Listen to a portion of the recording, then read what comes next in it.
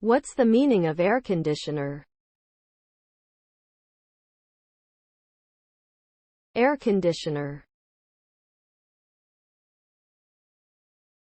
Air conditioner.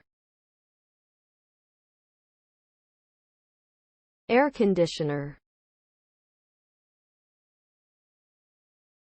Air conditioner. Air conditioner.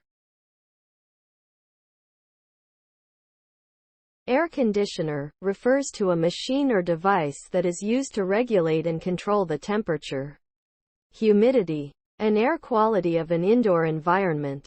It works by removing heat and moisture from the air inside a room or building, and then circulating cool and dry air back into the space. This results in a more comfortable and healthy living or working environment, with reduced levels of heat, humidity, and allergens. Air conditioners are commonly used in homes, offices, hospitals, and other indoor spaces, particularly in hot and humid climates.